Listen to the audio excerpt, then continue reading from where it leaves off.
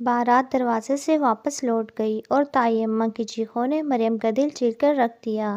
شاہرین نے سگریٹ کا دھواں فضا میں اچھالتے ہوئے سرد لہجے میں کہا، قاضی کو بلاؤ، میں مریم سے نکاح کروں گا۔ سسکتی ہوئی مریم نے شاہرین کے ساتھ رخصت ہو گئی۔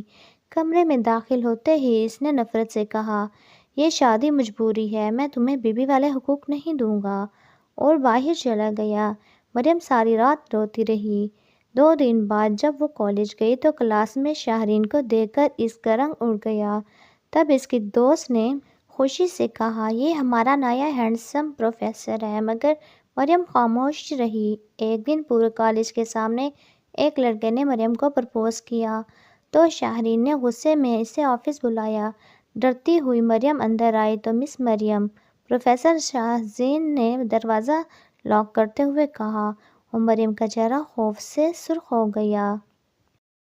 بارات دروازے سے واپس لوٹ گئی اور تائی اماں کی چیخوں نے مریم کا دل چیر کر رکھ دیا۔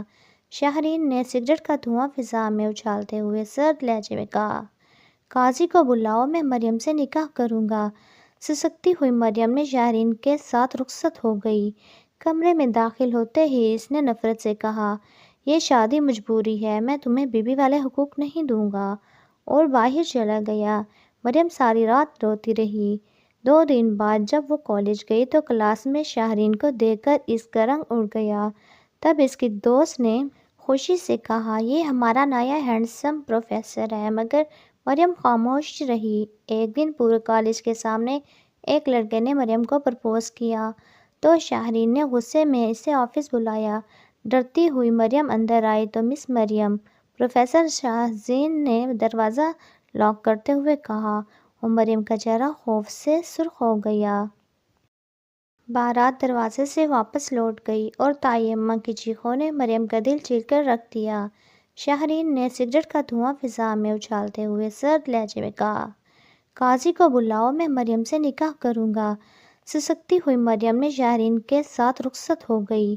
کمرے میں داخل ہوتے ہی اس نے نفرت سے کہا، یہ شادی مجبوری ہے، میں تمہیں بیوی والے حقوق نہیں دوں گا، اور باہر چلا گیا۔ مریم ساری رات روتی رہی۔ 2 دن بعد جب وہ کالج گئی تو کلاس میں شاہرین کو دیکھ کر اس کا رنگ اڑ گیا۔ تب اس کی دوست نے خوشی سے کہا، یہ ہمارا نیا ہینڈسم پروفیسر ہے، مگر مریم خاموش رہی۔ ایک دن پورے کالج کے سامنے ایک لڑکے نے مریم کو پرپوز کیا تو شاہرین نے غصے میں اسے آفس بلایا۔ ڈرتی ہوئی مریم اندر آئی تو مس مریم، پروفیسر شاہزین نے دروازہ لاک کرتے ہوئے کہا،